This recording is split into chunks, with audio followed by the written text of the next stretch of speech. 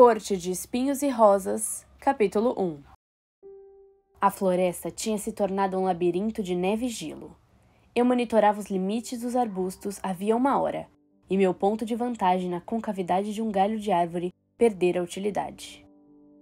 O vento forte soprava montes espessos de neve que varriam minhas pegadas, mas enterravam com elas qualquer sinais de possíveis pedras. A fome tinha me levado mais longe de casa do que eu normalmente ousava, mas o inverno era uma época difícil. Os animais tinham se retirado, entrado mais profundamente no bosque do que eu poderia segui-los. E a mim restava caçar os desgarrados, um a um, rezando para que durassem até a primavera. Não tinham durado. Passei os dedos dormentes nos olhos, afastando os flocos que se agarravam aos cílios. Aqui, não havia troncos de árvores sem casca, evidência da passagem de cervos. Eles ainda não tinham seguido em frente. Permaneceriam até que as cascas acabassem, e então viajariam para o norte, além do território dos lobos. E talvez para as terras feéricas de Prythian, onde nenhum mortal ousaria pisar, a não ser que tivesse o desejo de morrer. Um calafrio percorreu minha coluna quando pensei nisso, e afastei a sensação, me concentrando nos arredores na tarefa à frente. Era tudo o que eu podia fazer, tudo o que eu tinha conseguido fazer havia anos. Me concentrar em sobreviver à semana, ao dia, à próxima hora. E agora, com a neve, teria sorte se visse qualquer coisa àquela altura, principalmente da minha posição no alto da árvore. Eu mal conseguia ver 4 metros adiante. Contendo um resmungo quando os braços e pernas enrijecidos protestaram contra o movimento, afrouxei o arco antes de descer da árvore. A neve dura estalou sob minhas botas desgastadas e trinquei os dentes. Visibilidade ruim, barulho desnecessário. Eu estava a caminho de mais uma caça infrutífera. Restavam apenas algumas horas de luz do dia. Se eu não partisse logo, precisaria encontrar o caminho de casa no escuro, e os avisos dos caçadores da aldeia ainda pareciam frescos em minha mente. Lobos gigantes estavam à espreita, e muitos deles. Sem falar dos boatos de um povo estranho avistado na área, alto, sinistro e mortal. Qualquer coisa, menos feéricos, suplicavam os caçadores aos nossos deuses. Havia muito esquecidos, e eu rezava em segredo ao lado deles. Nos 8 anos em que morávamos na nossa aldeia, a 2 dias de viagem da fronteira imortal de Prythian, tínhamos sido poupados de um ataque. Embora caixeiros viajantes às vezes contassem histórias de aldeias afastadas da fronteira, reduzidas a lascas e ossos e cinzas. Esses relatos, certa vez raros o bastante para serem ignorados pelos anciões da aldeia como boatos, tinham, mais recentemente, se tornado sussurros constantes em todos os dias de feira. Eu arriscara muito ao entrar tanto na floresta, mas tínhamos acabado com o pão no dia anterior, e o restante da carne seca no dia anterior àquele. Mesmo assim, eu preferiria passar outra noite com fome a satisfazer o apetite de um lobo, ou de um feérico. Não que houvesse muito de mim para se banquetearem. Eu tinha ficado esquálida a esta altura do ano e podia contar muitas das minhas costelas. Andando o mais ágil e silenciosamente que podia entre as árvores, pressionei a mão contra a barriga vazia e dolorida. Sabia qual expressão estaria estampada nos rostos de minhas 2 irmãs quando eu voltasse para o nosso chalé de mãos vazias mais uma vez. Depois de alguns minutos de busca cuidadosa, eu me agachei em um aglomerado de arbustos espinhentos cobertos de neve. Em meio aos espinhos, tinha uma vista relativamente decente de uma clareira e do pequeno riacho que fluía por ela. Alguns buracos no gelo sugeriam que ainda era frequentemente usado. Com sorte, alguma coisa passaria. Com sorte. Suspirei pelo nariz, enterrando a ponta do arco no chão, e apoiei a testa contra a curva tosca de madeira. Não duraríamos mais uma semana sem comida, e famílias demais já haviam começado a implorar para que eu confiasse na caridade do povo mais rico da aldeia, testemunhar em primeira mão até que ponto exatamente ia tal caridade. Eu me posicionei mais confortavelmente e acalmei a respiração, fazendo esforço para ouvir a floresta por cima do vento. A neve caía e caía, dançando e rodopiando, como um nevoeiro faiscante. O branco era fresco e limpo contra o marrom e o cinza do mundo. E apesar de não querer, apesar de ter braços e pernas dormentes, silenciei aquela parte inquieta e maligna de minha mente, a fim de observar o bosque coberto pelo véu de neve. Houve um tempo em que, para mim, era instintivo desfrutar o contraste da grama nova contra o solo escuro e revirado, ou um broche de ametista aninhado em dobras de seda esmeralda. Houve um tempo em que eu sonhava e respirava e pensava em cores e luzes e formas. Às vezes, eu até mesmo me permitia sonhar com o dia em que minhas irmãs estariam casadas e seríamos apenas papai e eu, com comida suficiente para todos, dinheiro bastante para comprar tinta e tempo bastante para colocar aquelas cores e formas em papel ou tela, ou nas paredes do chalé. Um sonho que provavelmente não aconteceria tão cedo, talvez nunca. Então, me restava roubar um momento como aquele, admirar o brilho da luz pálida do inverno sobre a neve. Não conseguia me lembrar da última vez em que tinha parado a fim de admirar qualquer coisa linda ou interessante. Horas de ócio em um celeiro decrépito com Isaac Hale não contavam. Aquelas horas eram vorazes e vazias, e às vezes cruéis, mas nunca lindas. O vento uivante se transformou em um suspiro baixo. A neve passou a cair preguiçosamente, em punhados grandes e gorduchos que se acumulavam em cada fresta e protuberância das árvores. Hipnotizante, a beleza letal e suave da neve. Eu me encolhi diante do pensamento de precisar voltar para as estradas lamacentas e congeladas da aldeia, para o calor abafado de nosso chalé. Arbustos farfalhavam na clareira. Sacar o arco foi uma questão de instinto. Olhei entre os espinhos e prendi o fôlego. A menos de 30 passos estava uma pequena corça, ainda não muito magricela devido ao inverno, mas desesperada o suficiente para arrancar uma casca de árvore na clareira. Uma corça como aquela poderia alimentar minha família durante uma semana ou mais. Minha boca se encheu d'água. Silenciosa como o vento que cesseava entre as árvores mortas, mirei. Ela estava tão distraída, tão alheia ao fato de que a própria morte esperava a metros de distância. A corça continuou rasgando tiras de casca, mastigando devagar. Eu poderia secar metade da carne, e nós poderíamos imediatamente comer o restante. Ensopados, tortas, a pele poderia ser vendida, ou talvez transformada em roupas para uma de nós. Eu precisava de botas novas, mas Helen precisava de um manto novo, e nesta queria qualquer coisa que fosse de outra pessoa. Meus dedos tremiam. Tanta comida, que salvação. Inspirei para me acalmar, verificando a mira mais uma vez. Mas havia um par de olhos dourados brilhando nos arbustos adjacentes. A floresta ficou em silêncio. O vento morreu. Até a neve parou. Nós mortais não tínhamos mais deuses para quem rezar. Mas, se eu soubesse seus nomes perdidos, teria rezado. Para todos eles. Escondido no arbusto, o lobo se aproximou. Era enorme, do tamanho de um pônei. Minha boca secou. Era um dos imensos lobos sobre os quais eu fora avisada. Jamais tinha visto um tão grande, e mesmo assim, ele permanecia despercebido pela corça. Se era de Pritchard, se era de alguma forma feérico, então virar comida era a menor das minhas preocupações. Se ele era feérico, eu já deveria estar correndo.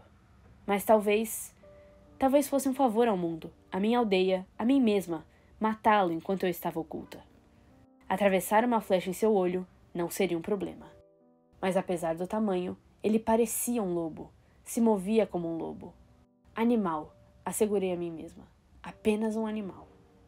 Eu tinha uma faca de caça e 3 flechas. As 2 primeiras eram comuns, simples e eficientes, mas que provavelmente não seriam mais que picadas de abelha para um lobo daquele tamanho. Mas a terceira flecha, a mais longa e mais pesada, eu comprara de um caixeiro viajante durante o verão, em que tínhamos cobre suficiente para alguns luxos. Uma flecha entalhada de freixo, armada com uma ponta de ferro. Todos sabiam que os feéricos odiavam ferro, mas era a madeira do freixo que fazia com que sua magia curadora e imortal falhasse por tempo suficiente para que um humano lhes desse um golpe mortal. Pelo menos, era o que diziam os boatos. A única prova que tínhamos da eficácia do freixo era a raridade da madeira. Eu estudara desenhos das árvores, mas nunca vira com os meus olhos, não depois que os grão-feéricos as tinham queimado, há muito tempo. Então, restavam poucas, a maioria pequena e retorcida, e escondida pela nobreza em bosques murados. Passei semanas depois da compra debatendo se aquele pedaço excessivamente caro de madeira tinha sido um desperdício de dinheiro, e, durante 3 anos, a flecha de freixo ficara guardada, inutilizada, na aljava. Agora, eu rapidamente a sacava, contendo os movimentos ao mínimo, eficientemente, qualquer coisa para evitar que aquele lobo monstruoso olhasse na minha direção. A longa flecha era pesada o bastante para causar dano. Poderia matar o lobo se eu mirasse direito. Se eu abatesse o lobo, a corça fugiria. Se eu abatesse a corça, o lobo iria atrás do meu pescoço ou da carcaça, e destruiria quantidades preciosas de pele e gordura. Meu peito ficou tão apertado que doeu, e naquele momento, percebi que minha vida se resumia em uma pergunta: o lobo estava sozinho? Segurei o arco e o puxei ainda mais a corda. Eu era boa de tiro, mas jamais enfrentara um lobo. Achei que isso me tornava sortuda, até mesmo abençoada. Mas agora, não sabia onde acertar ou com que velocidade eles se moviam. Não podia correr o risco de errar, não quando só tinha uma flecha de freixo. E se houvesse, de fato, o coração de um feérico batendo sob aquele pelo, então que morresse. Que morresse depois de tudo que aquele povo fizera conosco. Eu não correria o risco de que ele espreitasse nossa aldeia mais tarde, atrás de massacrar e aleijar e atormentar. Que morresse ali e naquele momento. Eu ficaria feliz em acabar com ele. O lobo se esgueirou para mais perto, e um galho se partiu sob uma das patas, cada uma maior que a minha mão. A corça ficou rígida. Ela olhou para os dois lados, os ouvidos se esticando na direção do céu cinzento. Com o lobo abaixando a favor do vento, a corça não podia vê-lo, nem sentir o seu cheiro. A cabeça do lobo pendeu, e o enorme corpo prateado do animal, tão perfeitamente camuflado na neve e nas sombras, se equilibrou sobre as ancas. A corça ainda olhava na direção errada. Desviei minha atenção da corça para o lobo, e então de volta. Pelo menos ele estava sozinho. Pelo menos nisso eu fora poupada. Mas, se o lobo assustasse a corça, só me restaria um lobo imenso e faminto, provavelmente um feérico, procurando pela segunda melhor refeição. E se ele a matasse... Se eu calculasse errado, minha vida não seria a única a ser perdida. Mas minha vida havia sido reduzida a nada além de riscos nos últimos 8 anos em que eu caçava no bosque. E eu fazia a escolha certa na maioria das vezes. Na maioria das vezes. O lobo disparou dos arbustos em um lampejo de cinza, branco e preto, as presas amarelas reluzindo. Era ainda mais colossal exposto, uma maravilha de músculos, velocidade e força bruta. A corça não tinha chance. Disparei a flecha de freixo no lobo antes que ele destruísse mais a caça. A flecha encontrou o alvo em um dos flancos do lobo, e podia jurar que o próprio chão estremeceu. O lobo uivou de dor, soltando o pescoço da corça conforme o próprio sangue espirrou na neve, reluzente como rubi. O lobo se voltou para mim, aqueles olhos amarelos arregalados, os pelos do pescoço arrepiados. Seu grunhido baixo ressoou do buraco vazio do meu estômago quando fiquei de pé. A neve se revirando ao meu redor, com outra flecha preparada. Mas o lobo apenas me olhou, a mandíbula manchada de sangue, minha flecha de freixo despontando banal de seu flanco. A neve recomeçou a cair. O lobo olhou, e com um tipo de atenção e de surpresa que me fizeram disparar a segunda flecha. Só por precaução, para o caso de aquela inteligência ser do tipo imortal, malicioso. Ele não tentou desviar a flecha quando ela perfurou facilmente o olho amarelo e arregalado. Cor e escuridão giravam, como um redemoinho em minha visão, misturando-se à neve. O lobo desabou no chão. Suas patas estremeciam, e um gemido baixo cortou o vento. Impossível! Ele deveria estar morto, não morrendo. A flecha atravessou o olho do lobo, quase até a ponta de penas de ganso. Mas o lobo ou feérico não importava. Não com aquela flecha de freixo enterrada no seu flanco. Mesmo assim, minhas mãos tremeram quando afastei a neve do caminho e me aproximei dele, ainda mantendo uma boa distância.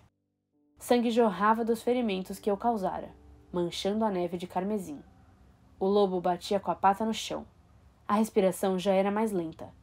Será que sentia muita dor? Ou o choro era apenas uma tentativa de afastar a morte? Eu não tinha certeza se queria saber. A neve girou ao nosso redor. Encarei o lobo até que aquele manto de carvão, obsidiana e marfim parasse de se elevar e descer. Lobo, definitivamente apenas um lobo, apesar de seu tamanho. O aperto em meu peito diminuiu, e meu fôlego se condensou diante de mim quando eu suspirei. Pelo menos a flecha de freixo tinha se provado letal, independentemente de quem ou o que ela batesse. Uma avaliação rápida da corça indicou que eu só podia carregar um animal. E mesmo isso seria difícil. Mas era uma pena deixar o lobo. Embora eu tivesse desperdiçado minutos preciosos, minutos durante os quais qualquer predador podia sentir o cheiro do sangue fresco. Tirei a pele do lobo e limpei as flechas o melhor que pude. Pelo menos aqueceu minhas mãos. Enrosquei o lado sangrento da pele sobre o ferimento mortal da corça antes de jogá-la por cima do ombro. Nosso chalé ficava a alguns quilômetros dali, e eu não precisava de um rastro de sangue atraindo todos os animais com presas e garras diretamente até mim. Grunhindo devido ao peso, peguei as pernas da corça e dei uma última olhada para a carcaça fumegante do lobo. O olho dourado que lhe restava encarava o céu, agora carregado de neve. E por um momento, desejei ter a capacidade de sentir remorso pela coisa morta. Mas aquilo era a floresta, e era inverno. Corte de Espinhos e Rosas, capítulo 2. O sol tinha se posto quando saí da floresta. Meus joelhos tremiam. Minhas mãos, rígidas por segurar as pernas do cervo, haviam ficado completamente dormentes quilômetros atrás. Nem mesmo a carcaça conseguia afastar o frio que se intensificava. O mundo estava coberto por matizes de azul escuro, interrompidos apenas por raios de luz amanteigada que escapavam das janelas fechadas de nosso chalé em ruínas. Era como caminhar por uma pintura viva, um momento de quietude, tornando mais lindo pela agilidade com que os azuis se transformavam em escuridão sólida. Conforme me arrastava pelo caminho, cada passo impulsionado apenas pela fome quase desnorteadora, as vozes de minhas irmãs flutuaram até me encontrar. Não precisei discernir as palavras para saber que, muito provavelmente, conversavam sobre algum rapaz, ou sobre as fitas que viram na aldeia, quando deveriam cortar lenha, mas sorri um pouco mesmo assim. Chutei as botas contra o batente da porta de pedra, tirando a neve do solado. Pedaços de gelo se desprenderam das pedras cinzas do chalé, revelando as marcas de proteção desbotadas entalhadas no portal. Meu pai tinha, certa vez, convencido um charlatão fortuito a trocar os entalhes de proteção contra feéricos por umas de suas próprias esculturas de madeira. Meu pai podia fazer tão pouco por nós que não tive coragem de dizer a ele que os entalhes eram inúteis e, sem dúvida, falsos. Mortais não tinham magia, não possuíam nada da força e da velocidade superiores dos feéricos ou dos grão-feéricos. O homem, alegando ter sangue grão-feérico em sua linhagem, simplesmente entalhou as espirais, os redemoinhos e as ruínas ao redor das portas e das janelas, murmurou algumas palavras sem sentido e seguiu o caminho. Abri a porta de madeira e a maçaneta de ferro congelada feriu minha pele, como uma víbora. Calor e luz me cegaram quando entrei. Feyre! Ouvi o arquejo baixo de Helen. Pisquei de volta contra a luminosidade do fogo e, então, vi a segunda mais velha de minhas irmãs diante de mim. Ela estava enroscada em um cobertor, mas os cabelos castanhos dourados, que todas herdamos, estavam perfeitamente presos em um coque. 8 anos de pobreza não a haviam destruído do desejo de parecer linda. Onde conseguiu isso? A fome implícita tornou suas palavras afiadas. Não mencionou o sangue em mim. Eu desistira, havia muito, de que elas reparassem que se eu voltava da floresta toda noite. Pelo menos até que ficassem com fome de novo. Minha mãe não as obrigara a jurar nada em seu leito de morte. Respirei para me acalmar quando soltei a corça dos ombros.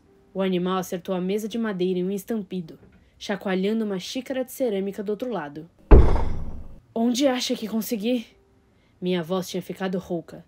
Desenrolei a pele do lobo do corpo da corça, e após descalçar as botas e colocá-las do lado da porta, me virei para Helen. Seus olhos castanhos, os olhos de meu pai, permaneceram na corça. Vai demorar muito para você limpar?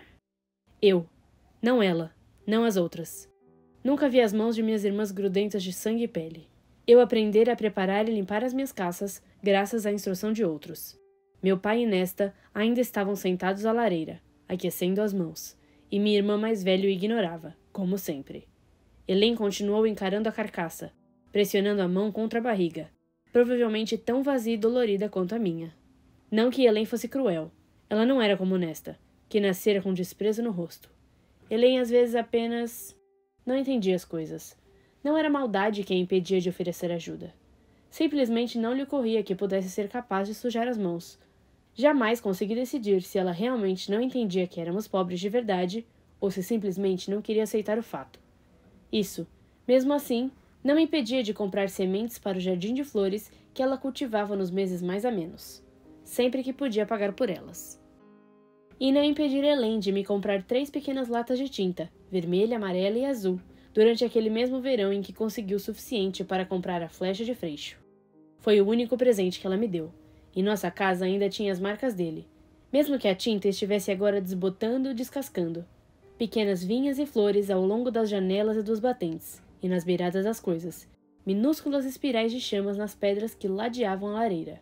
Qualquer minuto a mais que eu tivesse naquele farto verão, usava para ornamentar a casa com cores, e às vezes escondendo pequenas decorações dentro das gavetas, atrás das cortinas poídas, sob cadeiras e na mesa. Não tivemos um verão tão tranquilo desde então. Vera! A voz profunda e rouca de meu pai veio da lareira. A barba escura estava perfeitamente aparada, o rosto impecável, como os de minhas irmãs.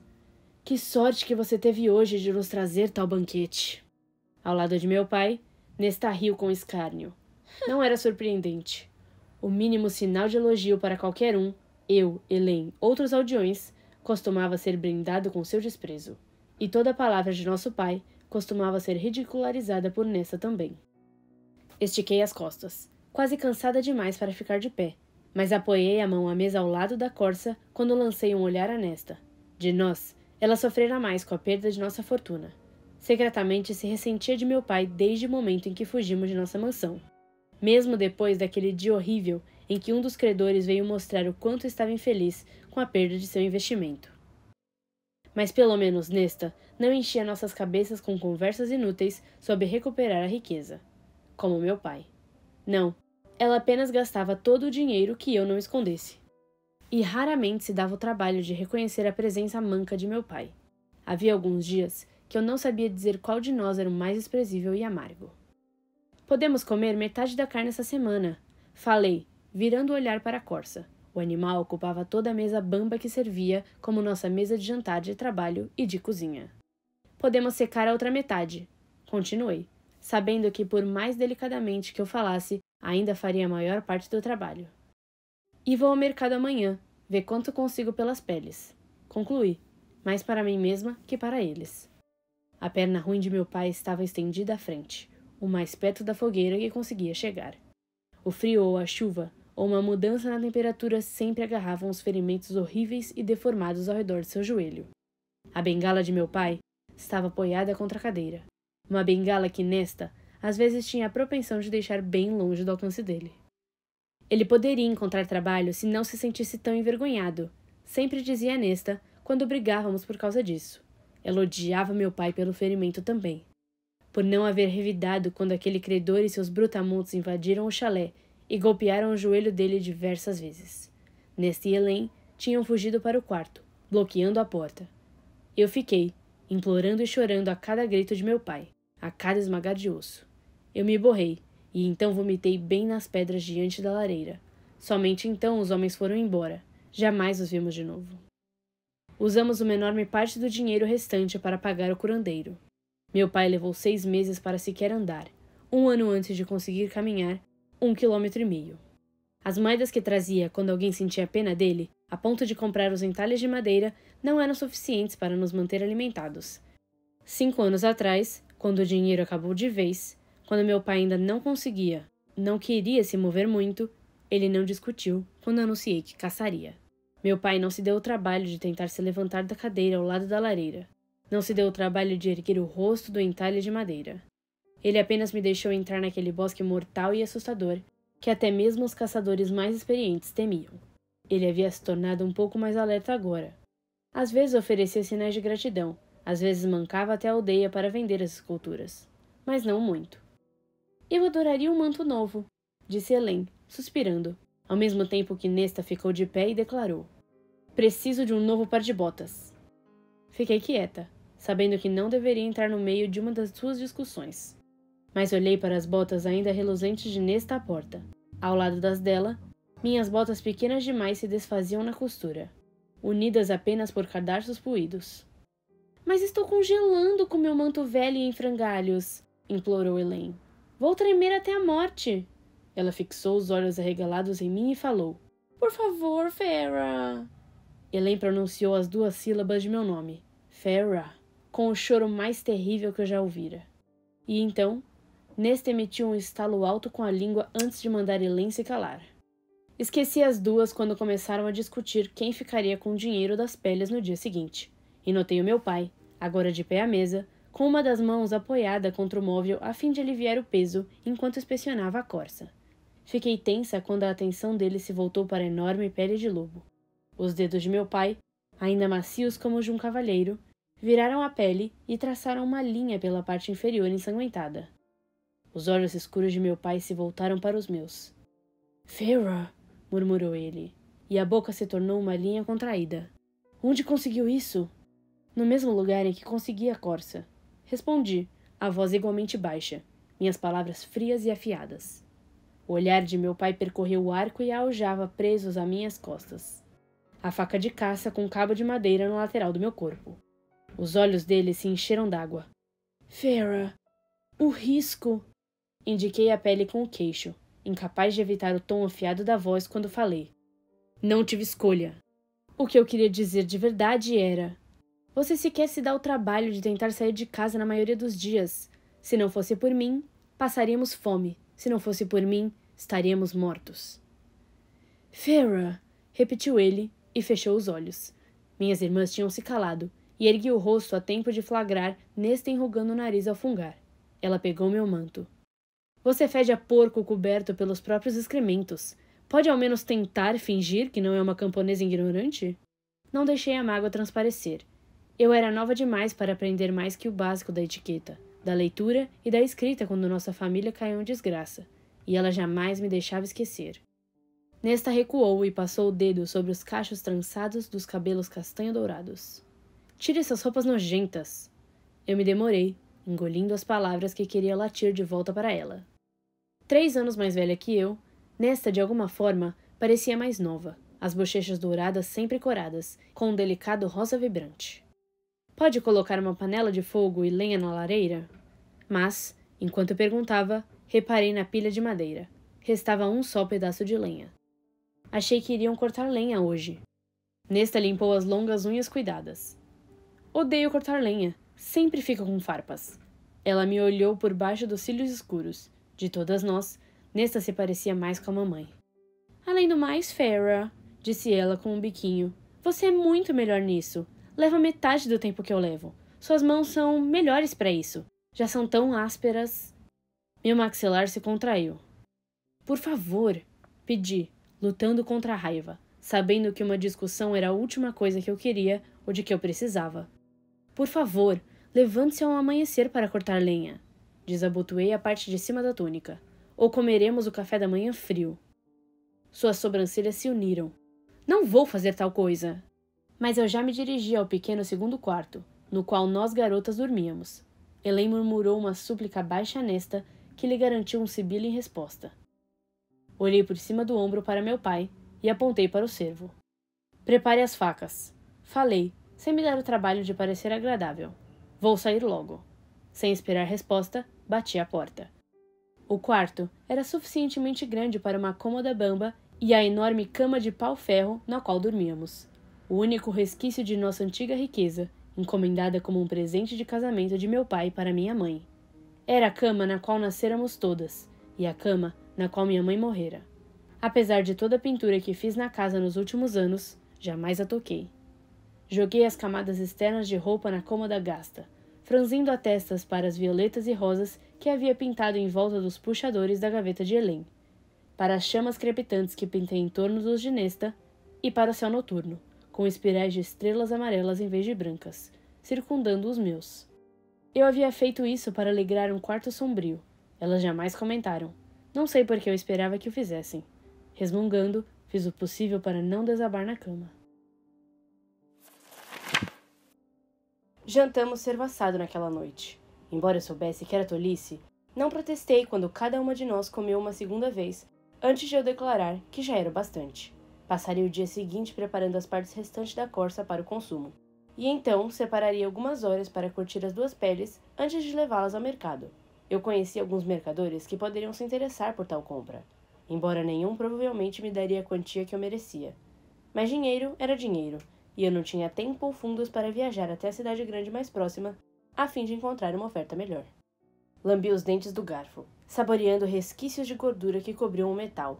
Minha língua deslizou pelas pontas tortas. Era parte de um faqueiro tosco que meu pai recuperara da ala dos criados, enquanto os credores saqueavam nossa mansão.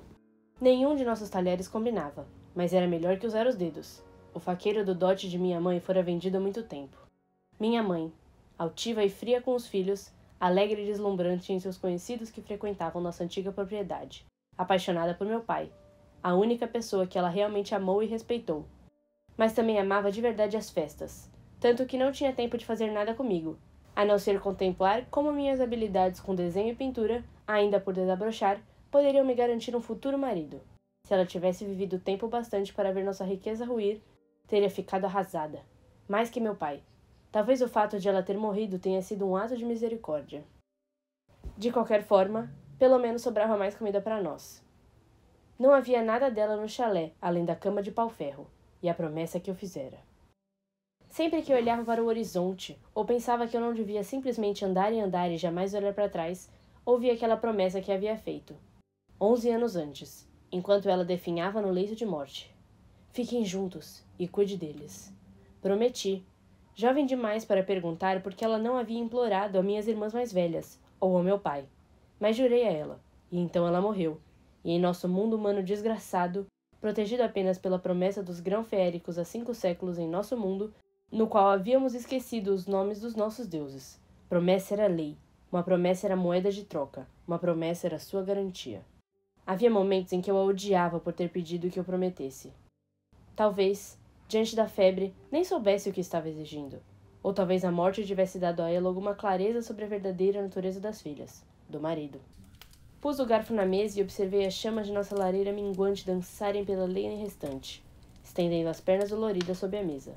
Virei para minhas irmãs. Como sempre, Nesta reclamava dos aldeões, que não tinham modos, que não tinham traquejo social, ou que não faziam ideia de quanto o tecido de suas roupas era inferior, embora fingissem se tratar de seda fina ou chifon.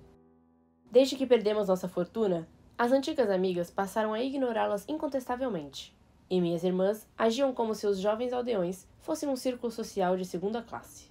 Tomei um gole da xícara de água quente. Nem mesmo podíamos pagar por chá ultimamente, enquanto ela continuou a história. Bem, eu disse a ele, se acha que pode simplesmente me pedir de modo indiferente, senhor, vou recusar. E sabe o que o Thomas disse? Nesta falava para Helene, que ouvia com atenção total. Perdido em qualquer lembrança nevoada que o havia tomado, meu pai sorria gentilmente para a Madeleine, a única de nós que se esforçava para falar com ele de verdade. Thomas Mandray? Interrompi. O segundo filho do lenhador? Os olhos azuis de Nesta se semicerraram. Sim, disse ela e se voltou para Helene de novo. O que ele quer? Olhei para meu pai, nenhuma reação, nenhum sinal de alarde ou de que sequer ouvia. Ele quer se casar com ela, disse Helene, sonhadora. Pisquei. Nesta inclinou a cabeça. Eu tinha visto os predadores fazerem esse movimento antes. Às vezes imaginava se sua determinação irredutível nos teria ajudado a sobreviver melhor, a prosperar inclusive, se ela não tivesse tão preocupada com o nosso status perdido. Algum problema, Feyre? Nesta disparou meu nome como um insulto, e meu maxilar doeu por contraí-lo com força. Meu pai se mexeu da cadeira, e, embora eu soubesse que era estupidez reagir a provocações, falei. Você não pode cortar lenha para nós, mas quer se casar com o filho de um lenhador? Nesta empertigou os ombros. Achei que tudo o que você queria era que saíssemos de casa, casar a mim e Helene, para que tenha tempo de pintar suas gloriosas obras-primas. Ela olhou com desprezo para a coluna de dedaleiras que pintei na borda da mesa. As cores eram escuras e azuis demais, sem nenhuma das manchinhas brancas dentro dos túbulos das flores. Mas eu me superei, mesmo que tivesse sofrido por não ter tinta branca para fazer algo tão defeituoso e duradouro. Ignorei o insulto, embora desejasse cobrir a pintura com a mão. Talvez no dia seguinte eu simplesmente raspasse a mesa de vez. Acredite, falei para Nesta. No dia que quiser se casar com alguém, vou marchar até a casa dele e entregá-la, mas não vai se casar com Thomas. As narinas de Nesta se dilataram delicadamente. Não há nada que possa fazer. Claire Bedor me contou esta tarde que Thomas vai me pedir em casamento a qualquer momento. E então, nunca mais vou precisar comer essas sobras de novo, ela acrescentou, com um leve sorriso. Pelo menos, não preciso recorrer a me deitar no feio com Isaac Hale, como se fosse um animal. Meu pai soltou uma tosse envergonhada. virando o rosto para a cama dele ao lado da lareira. Jamais dissera uma palavra contra Nesta, por medo ou culpa, e aparentemente não começaria agora, mesmo que aquela fosse a primeira vez que ele ouvia falar de Isaac. Apoiei as palmas das mãos na mesa enquanto o encarava. Helen tirou a mão de onde estava, como se a terra e o sangue sob minhas unhas, de alguma forma, fossem saltar para sua pele de porcelana. A família de Thomas vive melhor que a nossa por pouco, argumentei, tentando evitar grunhir. Você seria apenas mais uma boca para alimentar. Se ele não sabe disso, então os pais devem saber. Mas Thomas sabia. Tínhamos nos esbarrado na floresta antes. Vi o brilho de fome desesperada em seus olhos, quando Thomas me flagrou, carregando uma penca de coelhos. Eu jamais matara outro ser humano, mas naquele dia, minha faca de caça pareceu um peso na lateral do corpo. Fiquei longe do caminho dele desde então. Não podemos pagar um dote. Continuei, e embora meu tom de voz fosse firme, minha voz ficou mais baixa. Para nenhuma de vocês. Se Nesta quiser ir embora, tudo bem, que bom, eu estaria mais perto de alcançar aquele glorioso e tranquilo futuro, de conseguir uma casa calma e comida bastante e tempo para pintar. Mas não tínhamos nada, absolutamente nada para atrair qualquer pretendente a tirar minhas irmãs de minhas mãos. Estamos apaixonados, declarou Nesta, e Helen assentiu. Quase ri. Quando tinham deixado de desejar aristocratas para paquerar camponeses? Amor não alimenta a barriga vazia, repliquei, mantendo o olhar mais firme possível. Como se a tivesse golpeado, Nesta deu um salto do banco. Você só está com ciúmes. Ouvi falar que Isaac vai se casar com alguma camponesa de Greenfield por um bom dote. E eu também. Isaac tinha se gabado disso da última vez em que nos encontramos. Ciúmes? Falei devagar, cavando fundo para esconder o ódio. Não temos nada para oferecer a eles, nem um dote, nem mesmo gado. Embora Thomas possa querer se casar com você, você é um fardo. O que você sabe? Sussurrou Nesta. É apenas uma besta semi-selvagem, com coragem de dar ordens dia e noite. Continue assim, e algum dia, Farah, não haverá ninguém para se lembrar de você, ou para se importar com o fato de que você sequer existiu. Ela saiu irritada, e Helen disparou atrás dela, arrulhando sua simpatia. As duas bateram a porta do quarto que compartilhávamos com tanta força que a louça chacoalhou. Eu tinha ouvido aquelas palavras antes, e sabia que ela só as repetia porque encolhi o corpo da primeira vez que Nesta dissera. Ainda doíam mesmo assim. Tomei um longo gole da xícara lascada. O banco de madeira sob meu pai rangeu quando ele se mexeu. Tomei outro gole e falei. Você deveria colocar juízo nela. Meu pai examinou uma marca de queimadura na mesa. O que posso dizer? Se é amor. Não pode ser amor. Não da parte dele. Não com aquela família desprezível. Já vi o modo como anda pela aldeia. Ele quer algo de Nesta. E não é sua mão em... Precisamos de esperança. Tanto quanto precisamos de pão e carne. Interrompeu meu pai, os olhos vívidos por um raro momento. Precisamos de esperança, ou não sobreviveremos. Então, deixe que ela mantenha as esperanças, Farah. Deixe que imagine uma vida melhor, um mundo melhor. Eu me levantei da mesa, os dedos se fechando em punhos, mas não havia para onde correr em nosso chalé de 2 quartos. Olhei para a pintura desbotada da dedaleira da beira da mesa. As flores mais na borda já estavam lascadas e sumindo. A parte mais baixa do caule tinha se apagado por completo. Em alguns anos, teria desaparecido, sem deixar marcas de que estivera ali, de que eu estivera ali. Quando olhei para meu pai, meu olhar era ríspido. Isso não existe.